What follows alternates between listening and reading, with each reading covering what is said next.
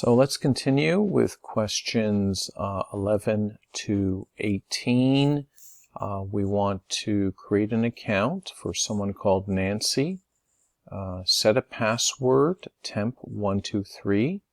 We want to force this user to change her password at her next logon. View the users, view the groups, and do some other tests. So if you're creating a new user, okay, it depends on the operating system you're using. If you're using Windows 10 Professional, you should have Computer Management. And inside the Computer Management, you'll see Local Users and Groups. So to get Computer Management, just go to the search bar and type computer and just type Computer Management. If you're using the Home Edition of Windows, well, you would have to use this tool instead. And likewise, to bring up this tool for managing users, go to the search box at the bottom and type users. So I'm going to use both these tools so you can see how it's done. Let me start with Computer Management. You'll have this on the school computers when we return to Milestone College. Let's double click on users and right click on the white space and select new user. You can also, from the action menu, do the same thing. Okay, so we'll type an account for Nancy, give her her password.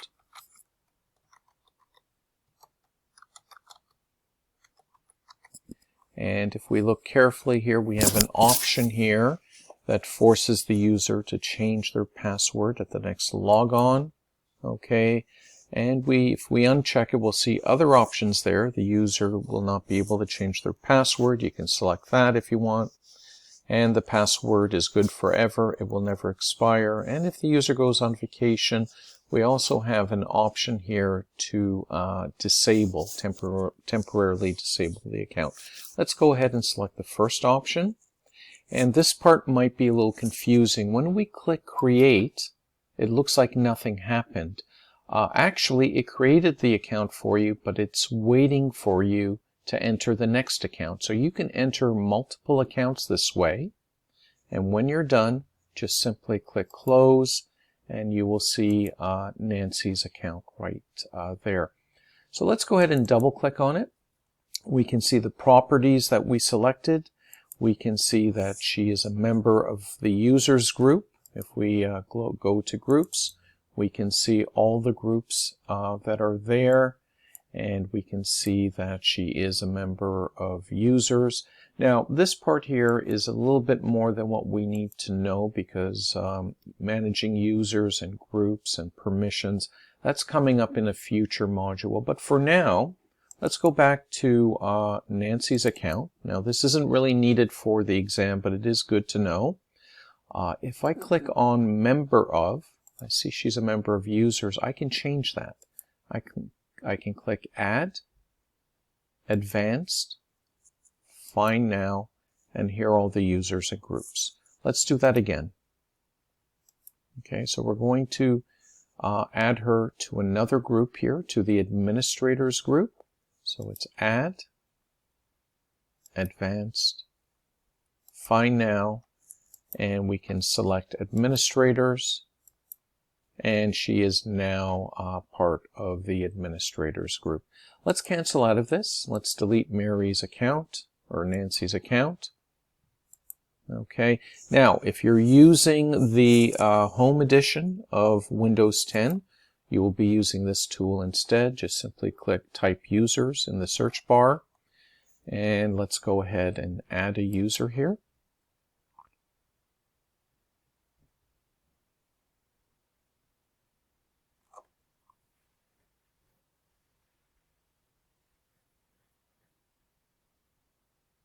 Okay, and it's prompting us for an email or phone number. The reason why it does this is if the user forgets their email or phone number, then they can reset it online on the internet. We're not going to do this. Instead, we're going to look carefully. We have an option here at the bottom. I do not have this information. We click that instead.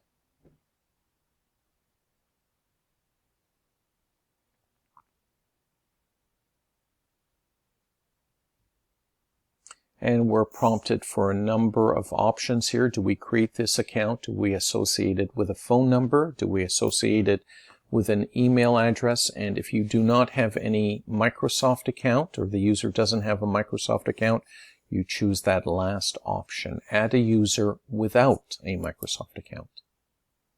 So let's go ahead and enter Nancy's name. We're going to create her account again, give her her password. Okay, and because Nancy cannot reset her password online, she'll have to do it through Windows, and this is done through security questions. So let's quickly select the security questions, enter any information you want in there for the user, and if she ever forgets her password and needs to reset it, she can do it by answering these questions. And the user is now created. If we scroll down, we will see that her account is right there. And at any time, we can delete the account, but we can also change the type. We cannot access all the groups and add her to different groups, but we can make her an administrator on the machine if we so choose. Okay, so let's continue to the next question. So viewing all the users and all the groups. Well, you know, if you have the computer management tool, you can see all the users and all the groups right there. We don't need to use PowerShell on the exam, but if you're using PowerShell, you can also use that tool for that. If you're using Windows Home, well, you can't really see the groups, but you definitely can see the users from the users utility that is available. All right, so we've done all that, and now what we need to do is we need to give permission to Nancy. Nancy's going to be able to access test 3, and she can access it with the modify permission. So if we find that directory, I think I may have deleted it in a previous step. Let me go ahead and recreate test 3 here so you can see how that's done. Okay, so we just right-click on it and we bring up the properties. Now this isn't really part of this module. This is part of another module, so we're getting a sneak preview of a module coming up, but it is good to know. Now in the security tab, we can see the users that can access test 3, and we can see their permissions down here. We can change this. Let's click edit.